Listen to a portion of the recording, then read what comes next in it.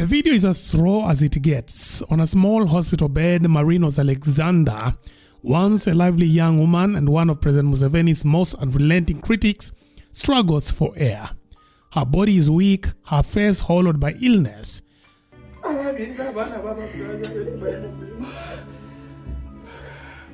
Mama, vija kuita mwana. Choke Marinos. Tokaba.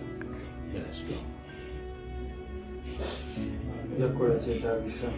Ogenda kubeera bulungi, ogenda kuwona Marinos. Okay. At her side stands Bobi Wine himself, together with a few family members, whispering words of comfort as her life slips away. But how did she end up here? Ababadde beebuuza nti ndi wa ggwanga ki njagala okubategeeza nti empisa nnina z'Abaganda. You see, just months ago, Marinos was full of energy. On TikTok, she was a picture of joy, healthy, cheerful, always ready with a dance or a laugh. Her videos showed a young woman enjoying life, not someone destined to become a symbol of state brutality. But her story took a sharp turn the moment she chose to stand with Bobi Wine, Museveni's sworn political enemy.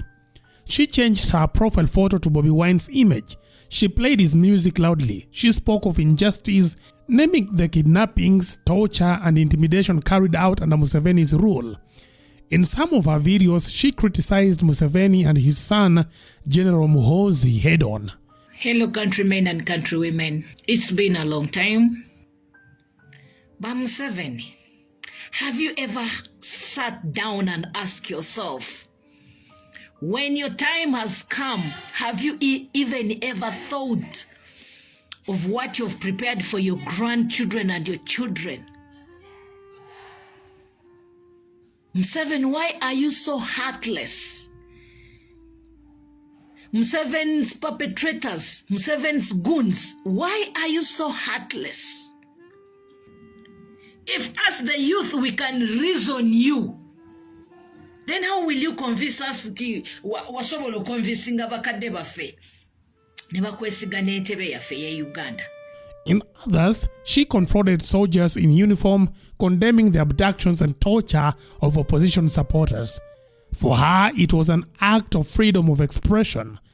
For Museveni's men, it was enough reason to take notice. She had just 6,000 followers, not the kind of following that could destabilize a country. But the regime took her outspokenness personally. On March 30th, 2022, she was abducted and locked inside the dungeons of the chieftaincy of military intelligence. 3 days later, she was released under one condition: silence. Mbalamusiza nnyo mikwano gyange mwenna abamanyi n'abaneerabira 2022 mwabimanya byonna ebyantuukako. Marinos Alexandros embuya nakwatibwa abantu abali mu gavumenti abali mu semwayi olwe nga banvunaana okuzanyanga oba okuwulirizanga oba okukubanga ennyimba ez'omukulembeze wange gwensinga okwagala Kyagulanyi Robert Center Mr. President. Ekyo basooka ne bamponinga okulekera okubanga ennyimba za Mr. Robert Kyagulanyi Center naye nenemerako kubanga ye muntu gwenjagala te gwen supportinga. She was not supposed to speak of what she had seen or experienced, but Marinos refused to keep quiet. She told her story, and once she did, the same tormentors came for her again. She alleged she had been tortured and sexually assaulted by a UPDF soldier, Sergeant Ali Hassan Matovu, in the civilian areas Sengoba. She didn't just say it, she carried the evidence on her body. Her skin was scarred, her back and limbs covered in bruises that testified to the violence she endured. Kyamviirako okuwambibwa, okutulugunyizibwa, n'okutuusibwako obulisamaanyi.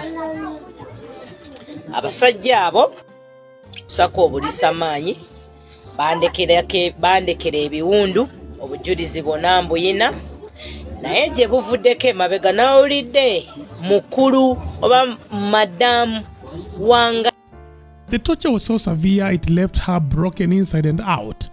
Her tormentors, she said, infected her with HIV and AIDS and other sexually transmitted infections during her detention. Even then, she did not go silent. She named names, she spoke of her pain, she turned her own body into evidence against a regime that thrives on fear. That defiance forced her to flee Uganda. She ended up in Kenya, first in Nairobi, then later in a UNHCR camp, where activists say she still received threats. Bobi Wine himself recounted how even in exile she was hunted. Even in Kenya, regime thugs attempted to abduct her.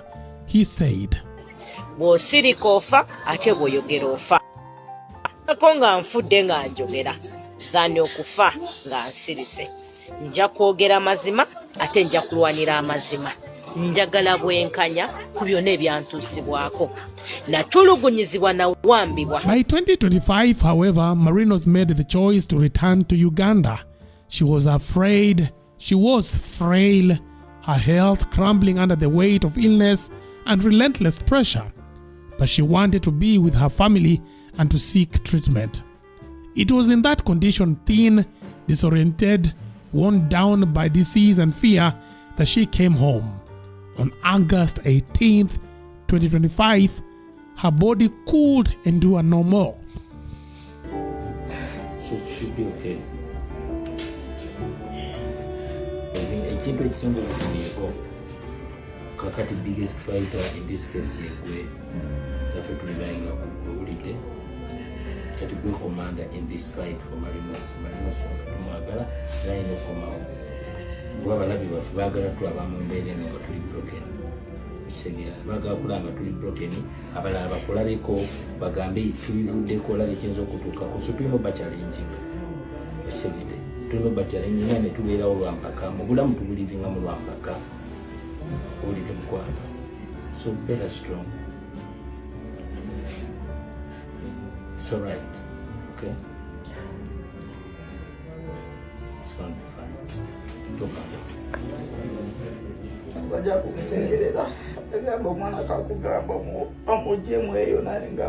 Surrounded by loved ones and by Bobi Wine himself, Marinos breathed her last. The following day, August 19th, she was laid to rest in a burial attended by her family members, Bobi Wine, and members of the National Unity Platform.